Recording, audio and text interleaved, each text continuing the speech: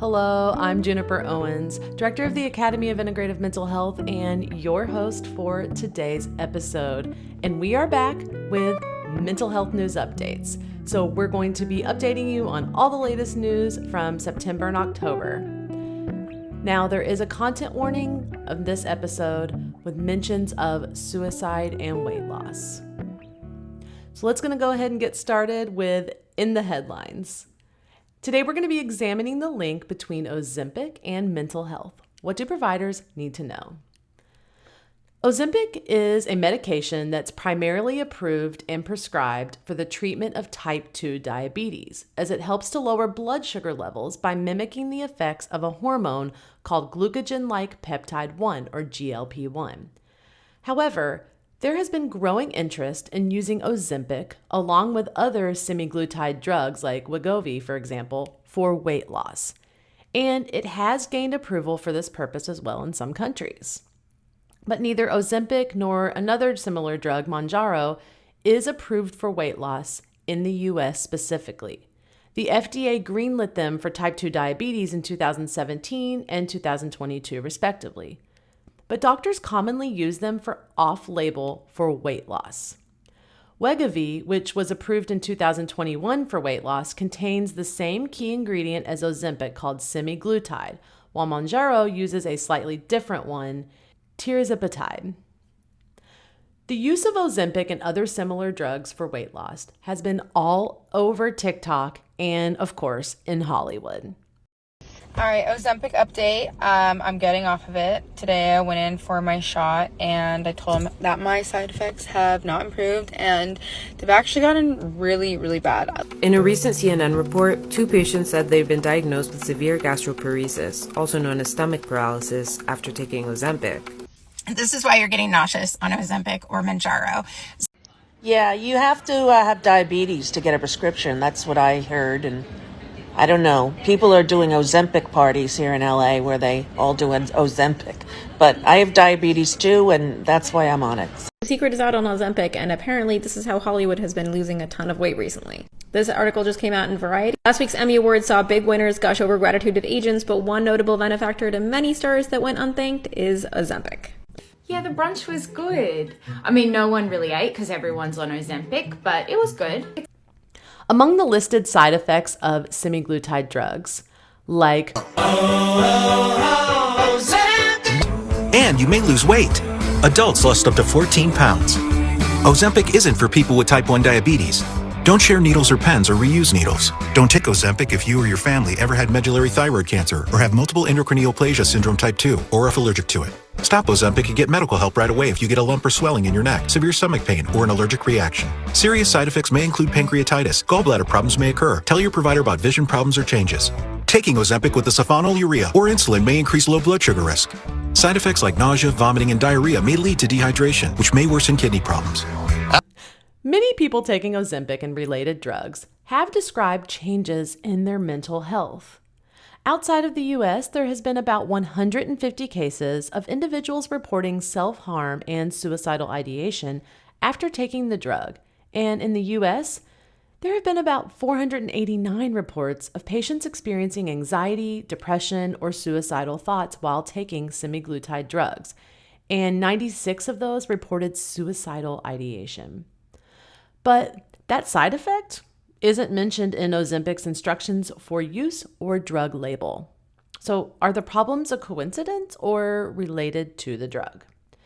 In July, the European Medicines Agency said that it was looking into the risk of thoughts of self-harm and suicidal ideation with the use of Ozempic and similar drugs.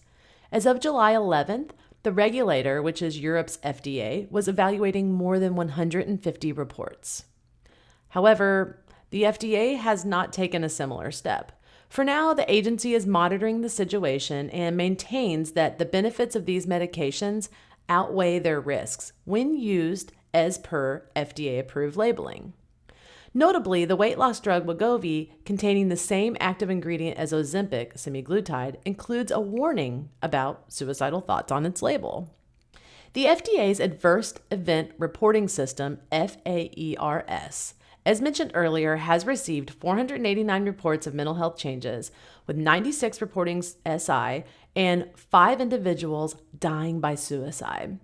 It remains uncertain whether Ozempic and similar drugs are the direct cause of these mental health changes, as the FAERS database is voluntary and unverified, lacking a comparison group to discern causality. There's another limitation to the pre-approval studies. Who gets to be a part of them? Dr. Amy Rothberg, an endocrinologist at the University of Michigan, says patients recruited for the Ozempic clinical trials were screened for depression, anxiety, and suicidal thoughts. They would have been excluded from participating in these trials. Quote, "You know that's not necessarily what goes on in clinical practice," she says. Quote, "And so there are going to be people who have major depressive disorder who may be getting treatment, but may have an enhanced susceptibility to having worsening anxiety or depression on these drugs that we just did not account for," end quote. After reviewing the FAERS reports, Rothberg found almost every patient listed had an underlying major health condition that, based on the database alone, would make it hard to determine whether the drug causes suicidal thoughts. In a comprehensive report published by NBC News, highlights a specific case in which a man who was prescribed Ozempic experienced suicidal thoughts, ultimately leading to tragic consequences. This individual had a history of anxiety, depression, and a thyroid disorder, prompting questions about the possible contribution of these factors to his mental health challenges while using the medication. The man's family members have voiced concerns about the adequacy of information provided by healthcare providers regarding the potential impact of Ozempic on his mental health. They argue that he should not have been prescribed the medication in the first place. Medical professionals interviewed for the article presented varying perspectives on the issue. Some doctors reported prescribing Ozempic to patients with a history of depression and had not observed signs of medication-induced suicidal thoughts. They pointed out that the drug does not contain the active ingredients known to induce such thoughts. However, other healthcare experts suggested that reports of suicidal thoughts on Ozempics should not be dismissed outright, even if clinical trials have not shown an elevated risk. They recommend that healthcare providers be vigilant about monitoring changes in mood among patients taking the medication, even though this is not a standard practice as it is not mentioned in the prescribing label. The article also discusses the potential impact of Ozempic on eating habits, suggesting that the drug's appetite-suppressing effects could lead to changes in mood for some individuals, as food is often associated with pleasure and coping. However, some medical professionals question this hypothesis, emphasizing the lack of scientific evidence to support a direct link between changes in eating habits and suicidal thoughts. Additionally, the article mentioned that Ozempic has effects on brain chemistry, particularly on the brain's reward center.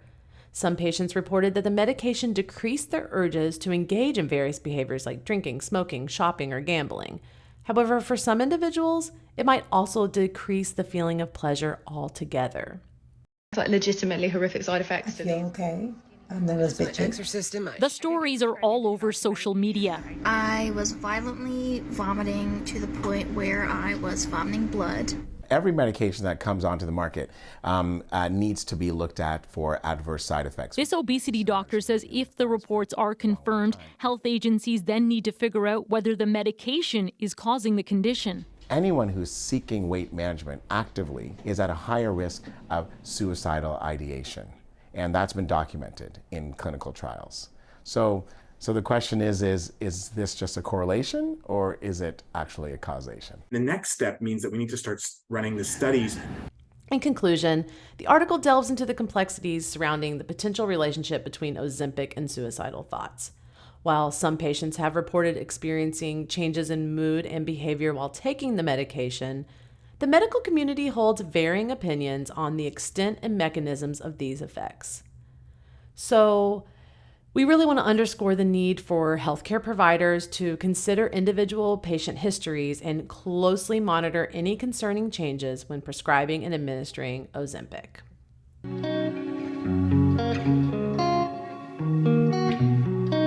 Next is the research review. In a recent study published in the Journal of Sex Research, Researchers explored the world of dating apps to gain insights into the experiences of individuals who identify as incels or involuntary celibates. These individuals grapple with distinct challenges in the realm of dating and relationships. Incels are individuals who identify as unable to secure romantic or sexual relationships despite their desire to do so. Incels mostly congregate online and often fit a similar description. Mostly comprised of young men, most of them being white. The subculture even has its own terms. Chads and Stacy's refer to regular men and women who are having sex.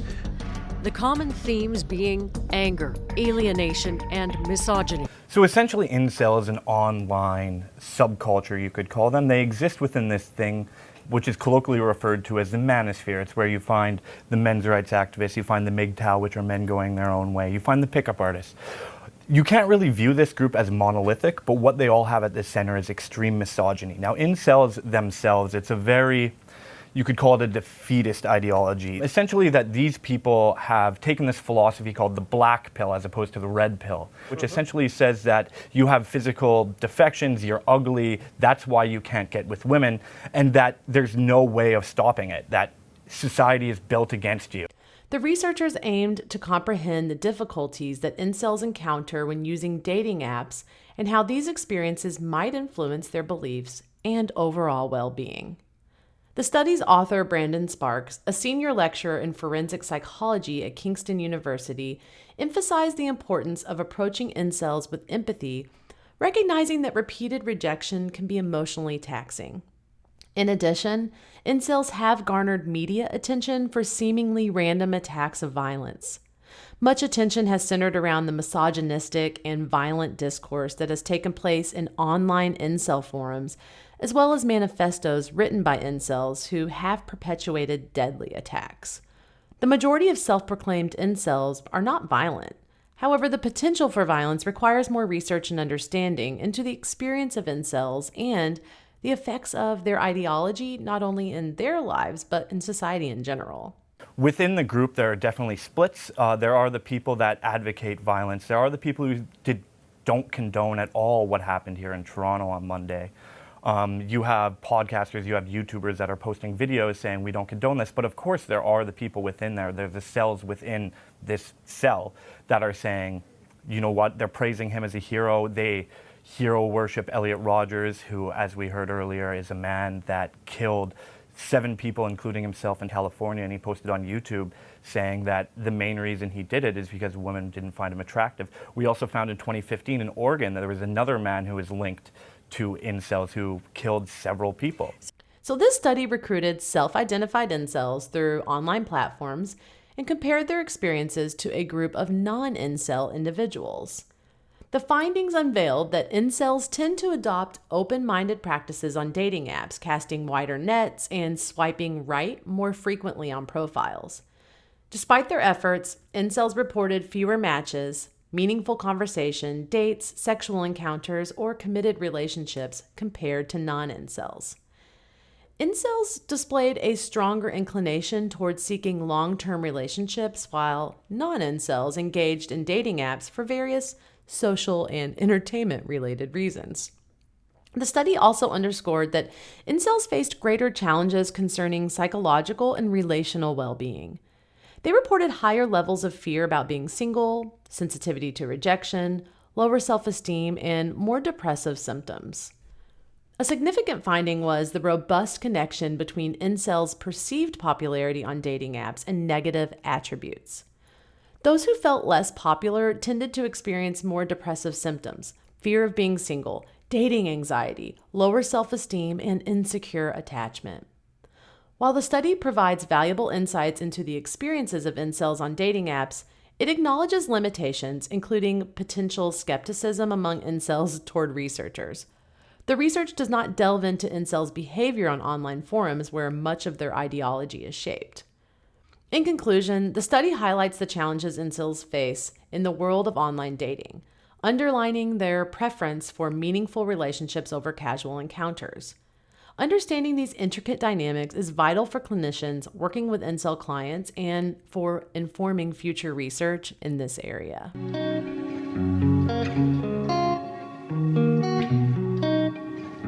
Next up is our Advocacy Alert. In the intersection of mental wellness and the climate crisis, a bipartisan effort is underway in the United States to address the mental health impacts of climate change. It's known as the Community Mental Wellness and Resilience Act of 2023, or S 1452 in the Senate and HR 3073 in the House. This proposed legislation aims to provide funding and technical assistance for the formation and operation of diverse coalitions nationwide. These coalitions will focus on building mental wellness and resilience in the face of adversities brought about by the climate crisis, while also implementing local climate solutions. Essential to the success of this endeavor are social workers and other health and behavioral health professionals. The Community Mental Wellness and Resilience Act includes several key provisions. 1. Establishing a competitive grant program. The legislation plans to create a competitive grant program under the Center for Disease Control and Prevention, CDC. These grants will support community-based programs that take a public health approach to enhancing mental wellness and resilience. 2. Building capacity for mental wellness. These programs will work to strengthen the mental wellness and resilience of all residents. The goal is to prevent and address mental health issues resulting from disasters and toxic stresses associated with climate change. And 3, addressing rural mental health disparities. Recognizing the unique challenges faced by rural communities, the Act includes provisions to address mental health disparities in these areas. And 4, community-led initiatives.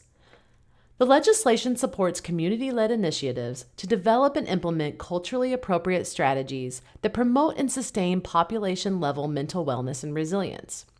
Special attention will be given to high-risk individuals. The proposed act acknowledges the critical need to address the mental health aspects of climate change. As the climate crisis continues to impact communities, fostering mental wellness and resilience is seen as a vital component of the broader response. The active involvement of professionals in the healthcare and behavioral health sectors, such as social workers, will play a crucial role in these efforts. You can write your legislator and discuss this bill and the issues it addresses with your colleagues. Check out NASW legislative alerts, which are linked below, where you can easily write a letter using their automated system. And last, our segment called Did You Know? Have you ever wondered why we blink so often? About 15 to 20 times per minute. You might think it's just to keep our eyes moist. But hold on to those eyelids because research has a fascinating twist to this story. Recent studies suggest that blinking isn't just about eye lubrication. It's also about giving our brains a quick breather. And our brains need lots and lots of breaks. Those brief moments when we close our eyelids might actually be tiny mental vacations, allowing our brains to go idle and recharge, even if just for a few seconds. It's like hitting the pause button on your brain's daily Netflix binge, and it turns out that these quick mental pit stops could be more important than we ever imagined. One particularly intriguing study by Shani Grossman and colleagues delved into the question of whether blinking affects our perception of time. They had participants estimate the duration of a white circle presented on a dark screen. The results were surprising. Participants consistently perceived the time interval as shorter when they blinked while viewing it, compared to trials without blinking. This suggests that our perception of time itself may be temporarily suppressed during blinks. So, could blinking be a brief escape from reality, offering potential benefits for mental health? While there's no direct evidence supporting this idea, it is an intriguing possibility. And the best part is, it doesn't require a significant investment of time. However, it's essential to note that any effects on the mind would likely to be brief, and more research is needed to fully understand the intricacies of how blinking influences our mental processes. The simple act of blinking appears to have more profound implications for our brains than we once thought. It might just be a tiny mental escape button, allowing us to momentarily step away from the demands of a cognitively challenging day. But remember, it's not magic, and it's just one more fascinating aspect of the human experience. Well, that concludes our mental health updates for the month of September and October. Thank you so much again for tuning in, and we really hope that we're able to provide resources that are helpful for you in your personal and professional development. Please take care, and we'll see you next time. Oh yeah, P.S. Pretty please, if you do find value in this content, please share with your colleagues or friends or even clients if you think this information could be valuable to them. And also, if you feel like it, we'd love for you to review this podcast or YouTube, whichever way that you're engaging with this content. It does help the algorithm, as you all know, whatever, like the algorithm out in space. We would just super appreciate that because it would help get the information to mental health professionals that might be interested. Thank you so much.